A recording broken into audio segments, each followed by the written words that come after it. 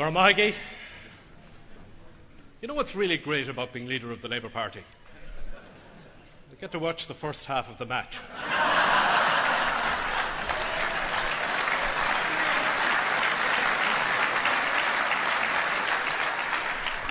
I mean, we're still 1-0 up anyway when I left it.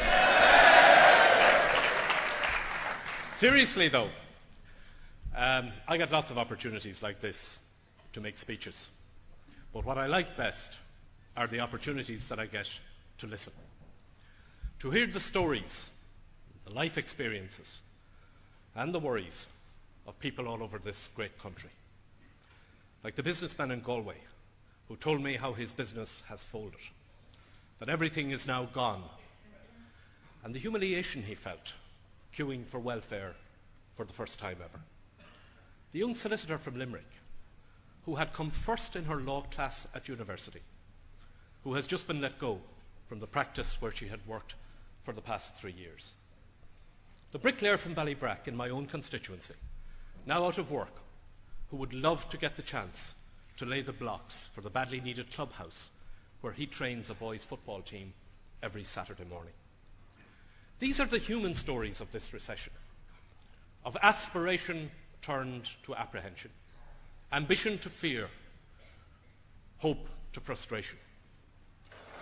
This recession is not just a political or an economic event. It is a horrible human experience. I trace its path not by the coloured lines of an economist's graph, but along the strained lines on the faces of those who have lost their jobs. I read about it not just in newspaper commentaries, but in the handwritten letters and the personal emails that I get every day and which cry out for help. Yes, people are angry. Angry at a government that lined the pockets of a few and has now left the rest of us to rescue the future. Angry that for the second time in a generation, our country has been brought to the edge of an economic cliff by sheer naked greed. Angry that this great country of which we are all proud should find its reputation so badly damaged abroad. The anger is understandable and justified, but we must harness it, focus it on economic recovery, on the solutions which are necessary, the actions that are needed to deal with this emergency.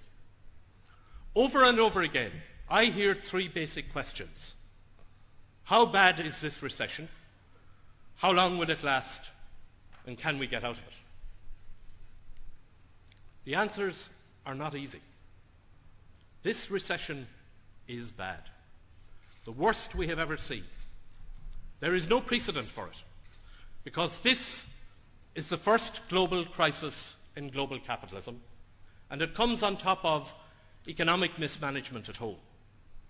There has never been an economic crisis like this. It's like a new virus for which the scientists are still researching the vaccine.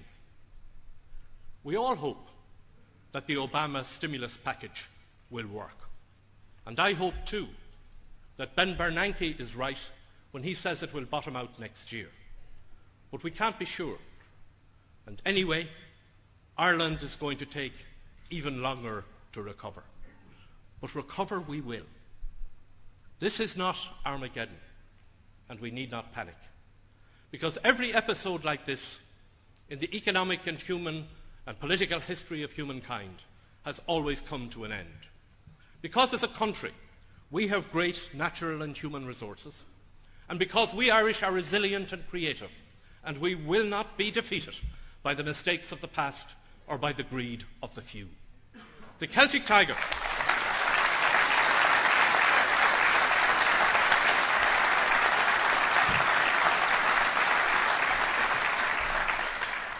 The Celtic Tiger was not built on a mirage.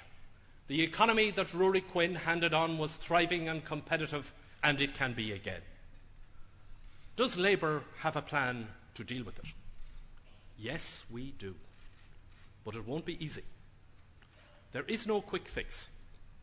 This is an economic emergency, and as a country we will now have to take measures that we would not normally contemplate. We all know that that will be painful, but we also know it will be bearable if we all share the burden and if we can see where we are going to end up. The first thing we need, therefore, is a sense of national direction, to know what kind of future we are trying to build out of these bad economic times, to know that if we can endure the pain, we will be restored to full economic health again. Some weeks ago, the Taoiseach made a speech to the Dublin Chamber of Commerce. It got a lot of coverage and a lot of praise. There was a lot in that speech that I agree with, because for once he talked about the importance of jobs. But there was something else he said with which I profoundly disagree. It was this. He said that the future for the next generation, for our children, will not be as good as it has been for us. That is defeatist talk. If that is the government's starting point for recovery, then they are already beaten. I believe that the future can and will be better for our children, but better, not just measured by material things, but by the quality of their lives and the reach of their aspirations. A future where the things that really matter are not the size of your car or the label on the back of your jeans, but whether your sick parent can get treated in a safe hospital, your child can be well taught in a classroom that is comfortable and safe, the water is safe to drink, and the environment is conserved for the next generations, where we place more stock on the values of neighbourhood and solidarity than on the price of consumer goods.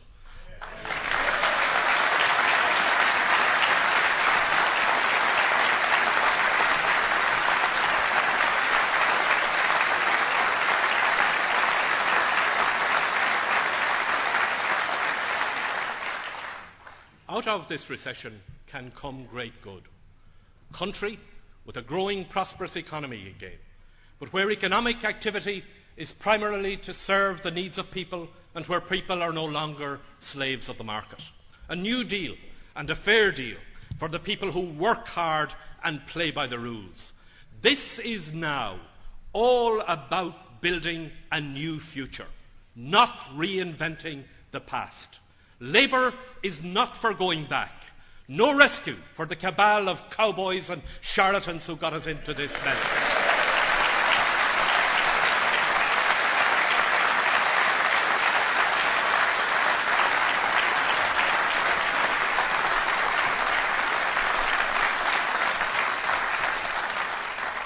No restoration of the status quo. The old ways are over. All over the world, the old economic order is failing. The challenge is to carve a new and better future from the ruins of the past. This is a mission which requires new, progressive political leadership, which I hope is now coming from the Democrats in the United States, which will come from Labour in Ireland and from our sister parties in Europe.